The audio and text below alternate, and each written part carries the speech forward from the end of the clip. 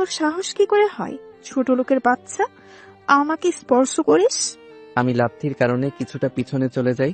এরপর বললাম, ভুল হয়ে গিয়েছে, আমাকে ক্ষমা করে দিন। এরপর রিদিতা আমার উপর কিছু টাকা ছুড়ে দিয়ে সেখান থেকে চলে যায়। আমিও বসে বসে সেই টাকাগুলো নিয়ে ক্লাসে চলে যাই। মনে মনে ভাবলাম, লনিতেও আর টাকা পাইনি, কষ্ট করে জুতা পরিষ্কার করে এরপর টাকা পেয়েছি। এরপর ক্লাসে স্যার চলে আসলো আর আমাদের ক্লাস শুরু করে দিল।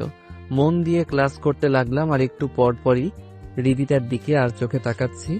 আসলে মেয়েটার চেহারাটা একদম পরীদের মতো, দেখলেই চেয়ে থাকতে মন চায়।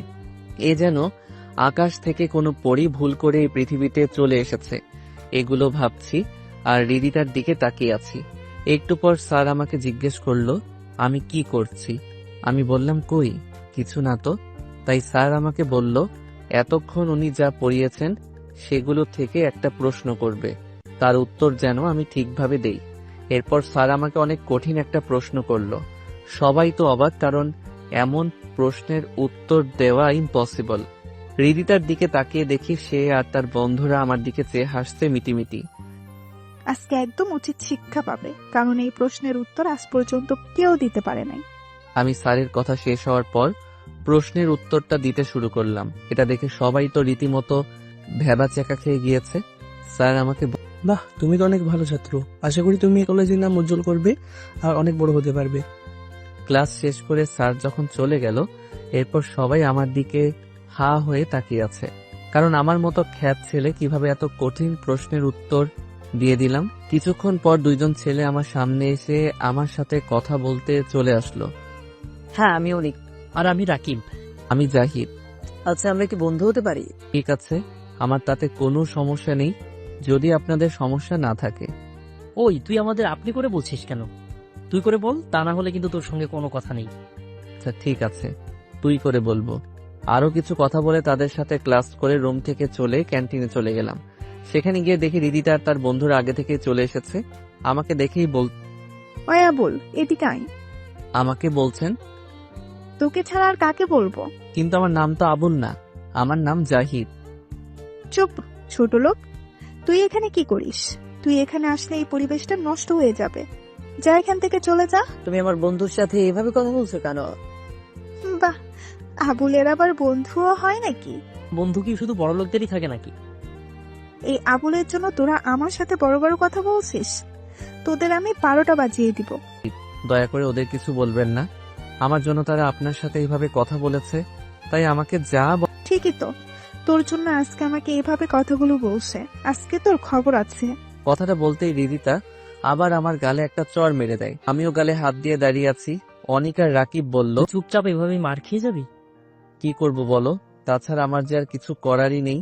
কিছু বললেই তো আবার কলেজ থেকে যদি বের করে দেয়, তাহলে তো আমার সব ক্যারিয়ার শেষ হয়ে যাবে। আচ্ছা, বাদ দে, মন খারাপ করিস না। আমরা তোর সাথে সবসময় পাশে থাকবো। আচ্ছা চল, খেয়ে বাসায় চলে যাই, আমার আবার অনেক কাজ আছে। খাওয়া শেষ করে কলেজ থেকে বের হয়ে বাসায় গিয়ে ফ্রেশ হয়ে সোজা চলে গেলাম টিউশনিতে।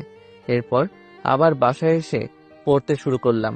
এভাবে 3 মাস কেটে গিয়েছে আর অনিক আর রাকিবের সাথে আমার বন্ধুত্ব অনেক গভীরে চলে গিয়েছে। আর এর মধ্যে তো রিদিতার অত্যাচার আছেই। প্রতিদিন আমাকে নানান অজুহাতে আমাকে অনেক অপমান করে। এরপর হঠাৎ একদিন ক্লাসে 2 দিন পর কলেজ থেকে শিক্ষা সফরে যাব, সবাই ফর্ম পূরণ করে দিও। স্যার, আমরা সবাই কি খাচ্ছি? সবাই যাচ্ছি, কিন্তু কেন?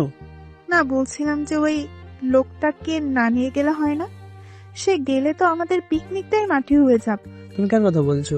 আর কলেজে সবাই সমান, কেউ ছোট আর কেউ বড় না। ওই যে পেছনে যে ছেলেটা আছে তার কথা বলছি। তাকে দেখলেই আমার গা ঘিন ঘিন করে। প্লিজ আপনি তার নাম বাদ দিয়ে দিন, তাহলে আমরা সবাই খুশি হব। দেখো রিদিতা, কলেজে সবাই সমান, কেউ ছোট আর কেউ বড় নয়, সুতরাং সবাই যাব, এটাই ফাইনাল। রিদিতা মনে মনে রাগে ফেটে যাচ্ছে, কি করবে বুঝে উঠতে পারছে না।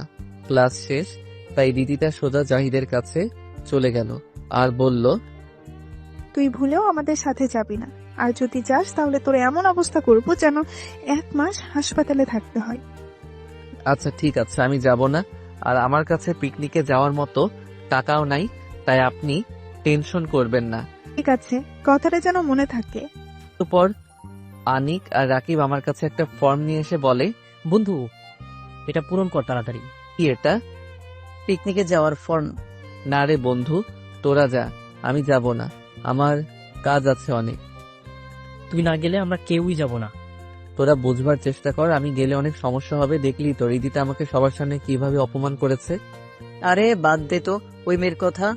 তুই যাবি আমাদের সাথে থাকবি আর মজা করবি, আর তোদের টাকা আমি দিব, এ আমি আগে থেকে বলে দিলাম। শালা মায়ের খাবি কিন্তু, টাকা আমি দিব।